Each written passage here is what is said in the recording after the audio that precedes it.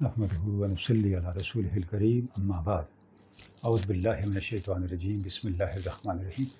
ناظرین کرام، ہم تصوف پر گفتگو کا آغاز کر رہے ہیں۔ مقصود اس کا یہ ہے کہ جو تصوف کے بنیادی تصورات ہیں، تصوف کی تعلیمات ہیں، ان کا ہم ایک اجمالی تعارف حاصل کر لیں، اور تصوف کی تعلیمات کو کما حق ہو سمجھنے میں کیا رکاوٹیں حائل ہیں، ان رکاوٹوں کا بھی تھوڑا جائزہ لے لیں، اور وہ فیکٹرز جن کی وجہ سے تصوف کا امیج معاشرے کے اندر متاثر ہوا اور بہت سی غلط فہمیاں پیدا ہونے کے دروازے کھلے۔ ہم یہ سمجھتے ہیں کہ تصوف کے حوالے سے جو بھی غلط فہمیاں سوسائٹی کے اندر عام ہو رہی ہیں، ان کا سبب شاید آگاہی کا فقدان ہے۔ یعنی جب آپ تصوف کو اس کے ماخذ کے بجائے، اس کی بنیادی تعلیمات کے بجائے اور اس کے اصولوں کے بجائے اس کے ان نمائندوں کے ذریعے سے سمجھنے کی کوشش کریں گے جو تصوف کے اوپر کاربند نہیں ہیں، جنہیں خود تصوف کی تعلیمات کا ادراک اور شعور نہیں ہے، تو اس سے لازمی بات ہے کہ تصوف کے بارے میں غلط فہمیاں پھیلیں گی، اور ایک بہت بڑا رہنمائی کا، ہدایت یابی کا، تشکیل کردار کا جو ایک سرچشمہ ہے، عامت الناس اس سے محروم رہ جائیں گے اہل علم کی طرف سے پیدا ہونے والی غلط فہمیوں کے نتیجے میں۔ تو ضروری ہے کہ ان غلط فہمیوں کو دور کرنے کے لیے سنجیدہ کاوشیں کی جائیں۔ بہت سے مباحث کو سمیٹتے ہوئے اگر ہم صرف یہ جاننا چاہیں کہ تصوف بنیادی طور پہ ہے کیا، تو ہمیں ان اکابر صوفیاء کی تعلیمات کی طرف رجوع کرنا ہوگا جنہوں نے تصوف کو برتا، اپنی زندگیاں تصوف کو دیں، اور اپنی زندگیاں لگا کر تصوف کے ڈسپلن کو ڈیولپ کیا۔ بنیادی طور پر تصوف کا مطلب کیا ہے کہ دین کی تعلیمات پہ اخلاص کے ساتھ عمل پیرا ہو جانا، یعنی ایسا اخلاص بندے کے اندر ہو جہاں اس کا مقصود رضائے خداوند کے علاوہ کچھ بھی نہ ہو۔ اب یہ کہہ دینا بڑا آسان ہے، لیکن یہ بہت مشکل ہے۔ اگر اتنا مشکل نہ ہوتا تو حضور اکرم صلی اللہ علیہ وآلہ وسلم ریاکاری کو شرک قرار نہ دیتے۔ یعنی یہ شرک، اس کو گویا کہ اللہ رب العزت کی ذات کے ساتھ جو شرک کے برابر گناہ ہے، اس کے ایکولنٹ قرار دیا گیا اخلاص کی عدم موجودگی کو، کیونکہ جب کوئی بندہ ریاکاری کے ساتھ کوئی عمل انجام دیتا ہے تو اس کا مقصود اللہ کی رضا کے علاوہ کچھ ہو جاتا ہے۔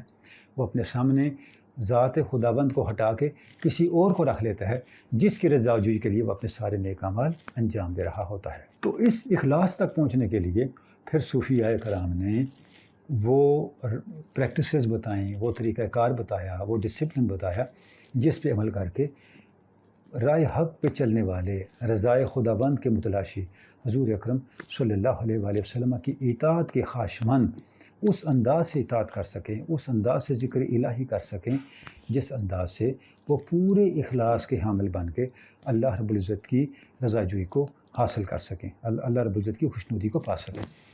اچھا، اب ہم جب اس اینگل سے تصوف کو سمجھتے ہیں اور تو پھر ضروری بات ہے کہ اکابر صوفیاء کے پاس جائیں اور ان سے سمجھنے کی کوشش کریں کہ ان کے نزدیک تصوف کیا ہے۔ حضرت جنید بغدادی سے کسی نے پوچھا کہ تصوف کیا ہے، تو تصوف کے اس عظیم استاد نے ایک بڑا جامع جملہ ارشاد فرمایا۔ آپ نے فرمایا تصوف تصفیہ خیال ہے، یعنی یہ خیال کی درستگی کا نام ہے۔ دوسرے الفاظ میں یہ نیت کو درست کر لینے کا نام ہے۔ یعنی جب نیت بندے کی درست ہو جائے تو اس کا مطلب یہ ہے کہ اس نے تصوف کے مقصد کو پا لیا۔ جب خیال درست ہو جائے، خیال پیوریفائی ہو جائے اور انسان کے خیال میں اللہ رب العزت کی ذات کے علاوہ کوئی اور موجود نہ رہے، تو اس کا مطلب یہ ہے کہ اسے تصوف کا مقصد مل گیا۔ سیدنا علی حجویر داتا گنج بخش کی کتاب کشف المحجوب کو تصوف کے اندر ایک بنیادی نصابی کتاب کی حیثیت حاصل ہے۔ آپ نے جب تصوف کو ڈیفائن کیا، تصوف کی وضاحت کی، تو اپنی کتاب کے اندر تصوف پر پورا ایک باب قائم کیا، اور اس میں اکابر صوفیاء کے جو اقوال ہیں، فرامین ہیں، ان کی جو انڈرسٹینڈنگ ہے تصوف کے حوالے سے، اس کو بیان کیا۔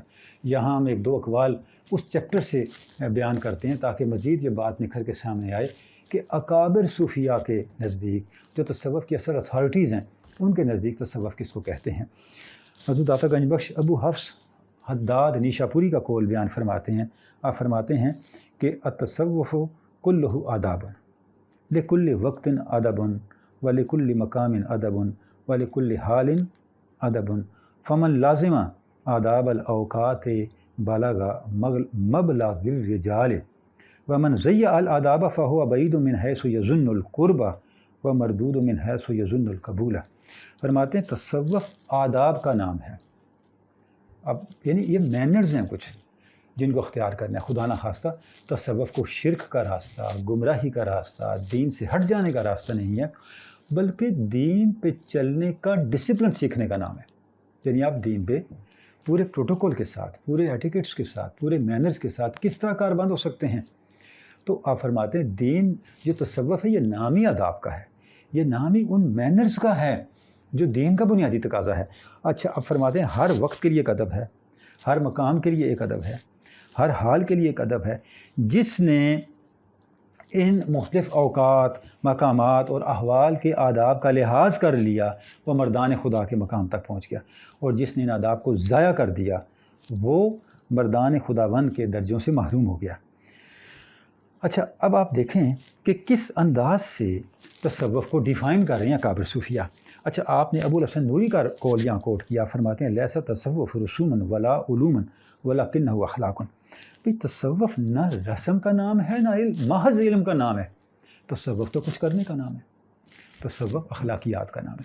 اور یہاں مجھے ایک واقعہ یاد آ رہا ہے. سید نذیر نیازی علامہ اقبال کی صحبت میں بیٹھنے والے تھے، ان کے بڑے قریبی احباب میں ان کا شمار ہوتا ہے. بہت دنوں تک وہ علامہ کی خدمت میں حاضر نہ ہوئے.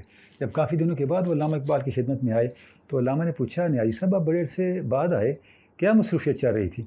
تو ان سے نذیر نیازی نے کہا حضور میں ایک کتاب لکھ رہا ہوں، ان دنوں تصوف پر کتاب لکھ رہا ہوں، اس لیے میں آپ کی خدمت میں اتنے دنوں سے حاضر نہیں ہو سکا. تو حضرت علامہ نے فرمایا نیازی صاحب تصوف کو لکھنے کی چیز ہے، تصوف تو کرنے کی چیز ہے. تو یعنی اکابر صوفیاء کے نزدیک جیسے ابو الحسن نوری فرما رہے ہیں تصوف نہ رسم ہے نہ محض علم ہے. تصوف جو علم آپ کو مل گیا فیضا کرانا فتح قرآن ہو، جو علم آپ کو مل گیا اس علم کو برتنے کا نام ہے، اس کو عمل میں لے کے آنے کا نام ہے. تصوف سراسر اخلاقیات کا نام ہے، آپ کے مینرز کا نام ہے، آپ کے بیہیویئر کا نام ہے، آپ کے ایٹیچیوڈ کا نام ہے. آپ کس حد تک دین کے پروٹوکول کو اپنی زندگی پہ لاگو کر رہے ہیں پورے اخلاص اور اس کے پورے تقاضوں کے ساتھ، اس کا نام تصوف ہے. اچھا المیہ کیا ہوا؟ کیوں تصوف کے بارے میں غلط فہمیاں پھیلی اور غلط فہمیاں پیدا کرنے کے مواقع اہل علم کو ملے؟ اب آپ دیکھیں اس کا جواب بھی سیدنا علی حجویر نے بہت پیارا دیا. فرماتے ہیں کہ حضرت ابو الحسن بوسنجی علیہ رحمہ فرماتے ہیں التصوف الیوم اسم بلا حقیقت وقد کان حقیقتا بلا اسم. فرماتے ہیں آج تصوف کا نام ہے، حقیقت نہیں ہے. ایک وقت تھا جب تصوف کی حقیقت تھی، گو اس کا نام نہ تھا. یعنی جب ہم نے تصوف کو اس کے معنی سے، اس کی روح سے عاری کر دیا اور صرف چند رسوم کو، چند توہمات کو، خود ساختہ توہمات کو اور خود ساختہ بدعات اور رسوم اور خرافات کو کا ایک ملغوبہ اور مجموعہ تیار کر لیا اور اس کو منسوب کر دیا تصوف کے انسٹیٹیوشن کے ساتھ، تو اس سے کیا ہوا؟ پورے کا پورا تصوف کا ادارہ جو ہے وہ پالوٹ ہو گیا. اور جو ہدایت کے طلبگار تھے، جو فہم کے طلبگار تھے، جو آگہی چاہتے تھے، جب ان کے سامنے اس طرح ایک دھندلا اور ایک مسخ شدہ امیج تصوف کا آیا تو انہوں نے پھر تصوف کی مخالفت شروع کر دی. اب جب ایک جینوئن جستجو ہو جاننے کی تو پھر مغالطے پیدا نہیں ہوتے، پھر مغالطے نکلتے ہیں، ختم ہوتے ہیں، کیونکہ آپ پھر جو صحیح اور غلط کو چھانٹی کرتے ہیں، غلط کو چھوڑ دیتے ہیں، صحیح کو اختیار کرتے ہیں. تو گزارش یہ ہے کہ آپ تصوف کو سمجھنے کے لیے جو تصوف کے اثر اتھارٹیز ہیں ان کی طرف رجوع کریں، جو تصوف کے اثر ٹیکسٹ ہیں ان کی طرف رجوع کریں. ایک اور بھی المیہ ہے کہ جب ہم تصوف کے ٹیکسٹ کو، اسٹینڈرڈ ٹیکسٹ کو پڑھتے ہیں، بہت سی اس میں الحاقات ہیں، ان کو تو ہم پکڑ لیتے ہیں جن کا اکابر صوفیاء کی تعلیمات کے ساتھ کوئی تعلق نہیں ہے، اور وہ پورا جو فریم ورک ہے تصوف کا اس کے ساتھ کوئی فٹن ہی نہیں ہوتا اس کے اندر، اس کو ہم پک کر لیتے ہیں. اور جو تصوف کی اور صوفیاء کی، اکابر صوفیاء کی پوری تعلیمات ہیں ان تعلیمات کو ہم رد کر دیتے ہیں. میری گزارش یہ ہے کہ یہ بھی علمی بددیانتی ہے، اور علمی بددیانتی جو ہے یہ بہت بڑا اجتماعی، قومی اور ملی جرم ہے، کیونکہ علمی بددیانتی کے نتائج بڑے بھیانک ہوتے ہیں. اس سے عام بددیانتی سے زندگی کے مادی جو تقاضے ہیں وہ متاثر ہوتے ہیں، اور علمی بددیانتی سے آپ کی پوری شخصیت، آپ کی فکر، آپ کی سوچ اور آپ کے کریکٹر متاثر ہو جاتے ہیں، آپ کا شعور اغوا ہو جاتا ہے. تو جو شعور کو اغوا کرنے کا عمل ہے علمی بددیانتی کے ذریعے سے، یہ ایک اتنا بڑا کرائم ہے انسانیت کے ساتھ. ہدایت جن لوگوں کا حق ہے، حق جاننا، آپ ان کے حق پہ ڈاکہ ڈال دیتے ہیں. یعنی جب کوئی شخص علمی بددیانتی کا ارتکاب کر کے کوئی کسی بات کا ابلاغ کرتا ہے تو وہ کیا کرتا ہے؟ وہ سننے والے کے شعور کے ساتھ جو ہے وہ دھوکہ دہی کر رہا ہے، سننے والے کے فہم کے ساتھ دھوکہ دہی کر رہا ہے، اور یہ اتنا بڑا ظلم ہے کہ اس کی کوئی مثال نہیں پیش کی جا سکتی۔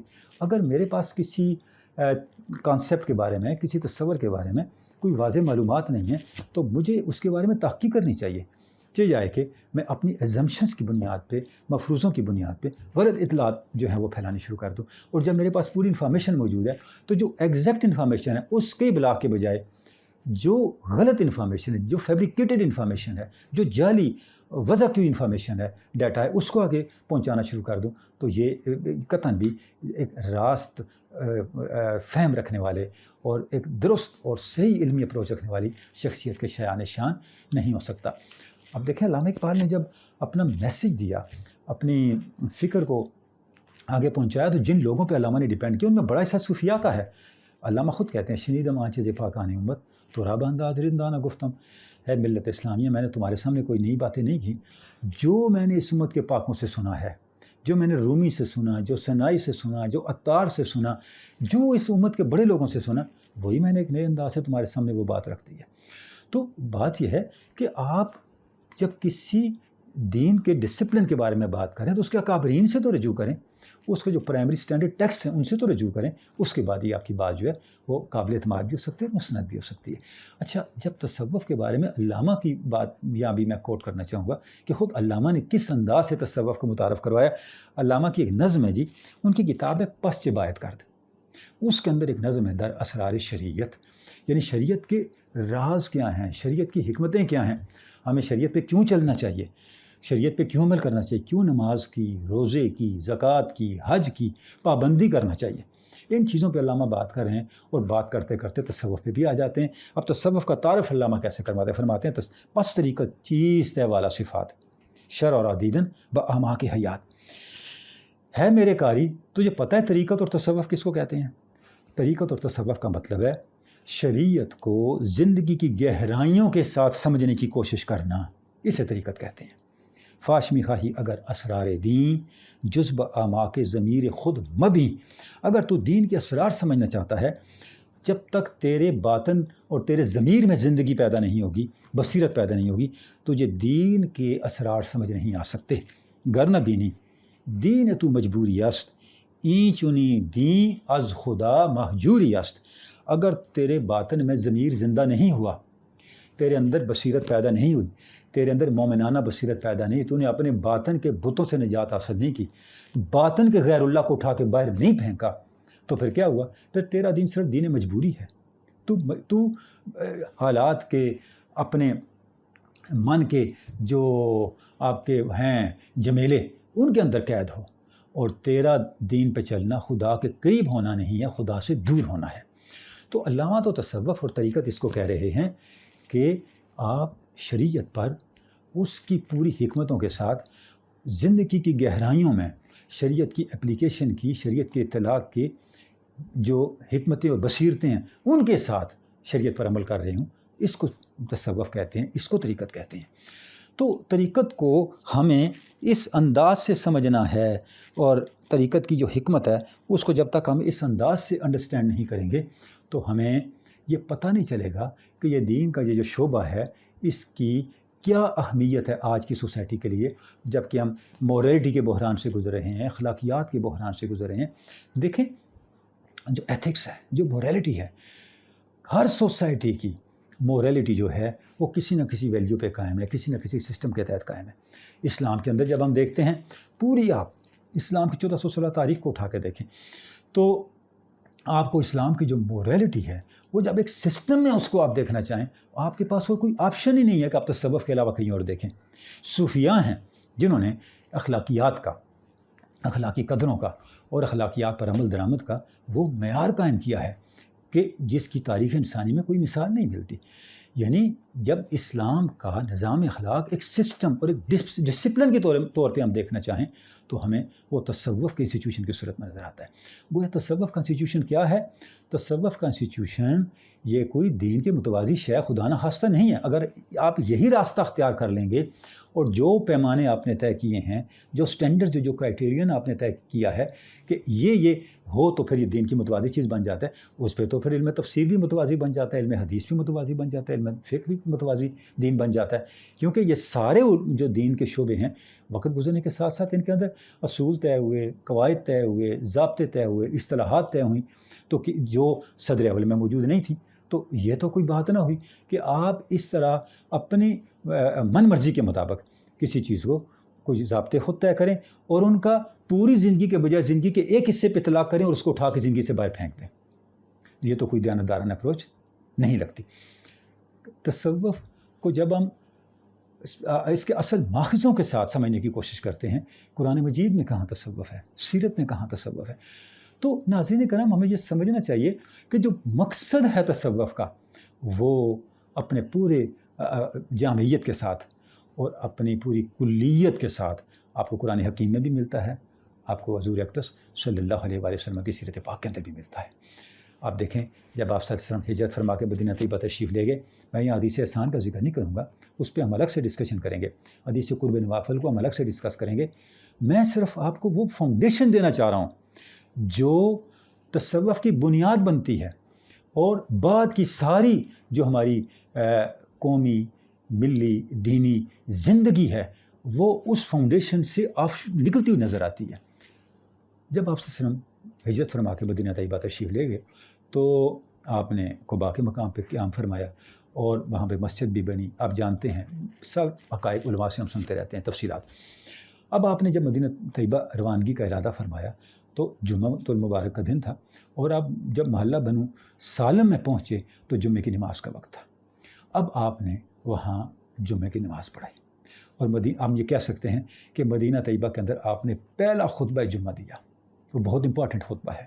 آپ صلی اللہ علیہ وسلم کے خطبہ جمعہ کا ایک ایک جملہ جو مستقبل کی مسلم سوسائٹی ہے اس کے خد و خال کو واضح کر رہا ہے، اس کے خد و خال کو ایکسپلین کرتا ہے۔ اچھا، میں صرف اس خطبہ جمعہ کا آخری حصہ جو ہے وہ آپ کے سامنے رکھنا چاہوں گا، جہاں پہ آ کے آپ صلی اللہ علیہ وآلہ وسلم نے اس خطبے کا اختتام کیا۔ آپ نے فرمایا فَاكْثِرُوا ذِكْرَ اللَّهِ، لوگوں اللہ کا ذکر کثرت سے کرو، وَاعْمِلُوا لِمَا بَعْدَ الْيَوْمِ، اور جو آنے والا دن ہے، قیامت کا دن ہے، آخرت کی زندگی ہے، اس کے لیے عمل صالح کرو۔ فَإِنَّهُ مَن يُصْلِحُ مَا بَيْنَهُ وَبَيْنَ اللَّهِ يُكَفِّرُ اللَّهُ مَا بَيْنَهُ وَبَيْنَ النَّاسِ، وہ شخص جو اللہ اور اپنے درمیان معاملات کو ٹھیک کر لیتا ہے، اللہ اس کے اور لوگوں کے درمیان جو اس کے معاملات ہیں ان کو ٹھیک کر دیتا ہے، ان کو درست فرما دیتا ہے۔ ذَلِكَ بِأَنَّ اللَّهَ يَقْضِي عَلَى النَّاسِ وَلَا يَقْضُونَ عَلَيْهِ، یہ اس لیے ہے کہ اللہ ہی کا فیصلہ لوگوں پہ نافذ ہے، کوئی اپنا فیصلہ اللہ پہ نافذ نہیں کر سکتا۔ وَيَمْلِكُ مِنَ النَّاسِ وَلَا يَمْلِكُونَ مِنْهُ، اللہ لوگوں کا مالک ہے، لوگوں میں سے کوئی اللہ کا مالک نہیں ہے۔ اللہ اکبر، ولا حول ولا قوت الا باللہ العظیم۔ اب آپ دیکھیں آپ نے کن اصولوں پر، کن ہدایات پر اور کن مبارک الفاظ پر اپنے خطبے کا اختتام فرمایا۔ پہلا یہ کہ اللہ کا ذکر کثرت سے کرو، اور دوسرا یہ کہ آخرت کو مت بھولو، اور تیسرا یہ کہ لوگوں کے ساتھ اپنے معاملات سے پہلے اللہ کے ساتھ اپنے معاملات کو درست کرو۔ جب تم اللہ کے ساتھ اپنے معاملات کو درست کر لو گے تو لوگوں کے ساتھ تمہارے جو معاملات ہیں اللہ ان کو خود ہی درست فرما دے گا۔ کتنا بڑا سٹینڈرڈ سیٹ کیا جا رہا ہے ایک مرد مومن کے کریکٹر کا۔ مجھے بتائیے تصوف اس کے علاوہ ہے کیا؟ تصوف سراسر معاملت ہے، یعنی آپ دیکھیں یعنی معاملات کی اصلاح بڑے بڑے صوفیاء نے یہی کہا کہ تصوف معاملات کو درست کرنا ہے، ایک طرف اللہ کے ساتھ اپنے معاملے کو اور دوسری طرف خلق خدا کے ساتھ اپنے معاملے کو۔ جیسے بھی ہم نے ابو افسداد علیہ رحمہ کا قول پڑھا، اسی کا نام یہ ہے کہ تصوف آداب کا نام ہے۔ اور اللہ کے ساتھ معاملہ درست ہونا شروع کہاں سے ہوگا؟ جب ہم اللہ کا ذکر کثرت سے کریں گے۔ قرآن مجید نے کتنے مقامات میں فرمایا اللہ کا ذکر کثرت سے کرو. قرآن مجید تو بتدریج نازل ہو رہا ہے نا, اور آپ صلی اللہ علیہ وسلم مدینہ طیبہ میں انٹر ہوتے ہوئے ہی یہ ہدایت ارشاد فرما رہے ہیں. اور پھر ذکر کرنے والوں کی عظمت کتنی ہے, سورہ کہف پڑھ کے دیکھ لیں. ذکر کرنے والوں کو کتنی رسپیکٹ دی ہے قرآن حکیم نے, اور آپ صلی اللہ علیہ وسلم کے ذریعے سے اس امت تک کیا پیغام پہنچایا ان لوگوں کے لیے. ہم یہ ساری باتیں نظر انداز کر دیتے ہیں جب ہم نے تصوف پہ جو ہے وہ تیر اندازی کرنی ہوتی ہے. تصوف کچھ بھی نہیں ہے سوائے اللہ کے ابدی متسلسل اور بغیر انقطاع کے ذکر اور یاد کے, اور پھر اس ذکر کے بعد اللہ کے ساتھ اپنے معاملات کی درستگی کے, اور پھر ایسے آداب کو اختیار کرنے کے کہ جو سوسائٹی میں انسان کو ایک انتہائی اعلیٰ ترین اخلاق کا حامل انسان بنا کے پیش کرے. یہ شریعت کو ترک کرنے کا نام نہیں ہے, بلکہ شریعت کو اس سطح پہ جا کے اپنے اعماق حیات کے اندر, علامہ اقبال کے الفاظ میں, زندگی کی گہرائیوں کے اندر نافذ کرنے کا نام ہے, جہاں پہ عامی سوچ بھی نہیں سکتا. اس لیے ہم کہتے ہیں جین صوفی اپنے زمانے کا سب سے بڑا انٹلیکچوئل اور سب سے بڑا جینیس ہوتا ہے, اور ڈفر بندہ کبھی صوفی نہیں ہو سکتا. موٹی عقل والے کو تصوف سمجھ نہیں آ سکتا, نہ وہ تصوف سمجھ سکتا ہے, نہ وہ تصوف کی تعلیمات کو اپریشیٹ کر سکتا ہے, کیونکہ اس نے تو ٹیکس سے آگے جانا ہی نہیں ہے. اس نے تو اللہ بے تاس آپ ہی رہنا ہے ساری زندگی, تو اس کو تصوف کی حقیقت خاک سمجھ آنی ہے. تصوف ان لوگوں کا شعبہ ہے جو اہل بصیرت ہیں, اہل تدبر ہیں اور اہل حکمت ہیں, ان کو تصوف سمجھ آتا ہے. سیدنا علی حجویر, یا میں اپنی بات ختم کرنے سے پہلے سیدنا علی حجویر کا ایک کوٹیشن اور ایک کال یہاں پہ بیان کرنا چاہوں گا, جو انہوں نے کشف الموجود میں لکھا ہے حضرت بایزید بسطامی کے حوالے سے, تاکہ یہ پتہ چلے کہ صوفیاء کے ہاں شریعت پہ عمل کرنے کی اہمیت کتنی ہے. بایزید بسطامی کا کتنا بلند مقام ہے. سیدنا علی حجویر فرماتے ہیں جب بایزید بسطامی کو قرب خداوند نصیب ہوا تو انہوں نے جب اللہ کی بارگاہ میں سوال کیا, ہے اللہ میں کیسے تیری بارگاہ کے قرب پہ دوام و ابدیت پا سکتا ہوں اور قرب کی منزلیں پا سکتا ہوں, تو بارگاہ رب العزت سے جواب آیا, اس کا ایک ہی راستہ ہے کہ میرے حبیب پاک حضور اکرم ذات رسالت مآب صلی اللہ علیہ وآلہ وسلم کے قدمین مبارک کا اور آپ کی نالین سے جو اٹھنے والی خاک ہے, اسے اپنی آنکھوں کا سرما بنا لو. یہ علی حجویر لکھ رہے ہیں کشف المحجوب کے اندر. کاش ہمیں کشف المحجوب میں یہ بھی نظر آئے.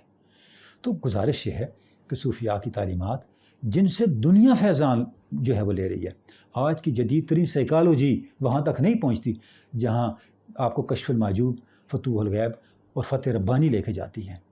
وہ جو علامہ کا ایک شعر مجھے یاد آ رہا ہے کہ فروغ دیدہ عش روشن کند چشم زلیخا را, روز سیاہ پیر کن آرا تماشا کن, کہ فروغ دیدہ عش روشن کند چشم زلیخا را, کہ بھئی عجیب تماشا ہے کہ جو کنعان کی یعنی حضرت یعقوب کی آنکھوں کا نور تھا, جو یوسف یعقوب تو ان کے فراق میں روتے روتے اپنی آنکھوں کا نور ان کا چلا گیا, بینائی چلی گئی, اور کتنے میل دور جو زلیخا تھی اس کی آنکھیں جو تھیں وہ اس روشنی سے روشن ہونے لگ گئیں.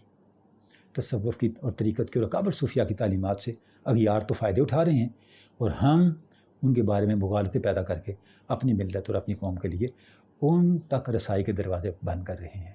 یہ ایک المیہ ہے. اللہ رب العزت ہمیں حقیقی ہدایت یابی اور حقیقی فہم نصیب فرمائے. وآخر دعوانا الحمد للہ رب العالمین.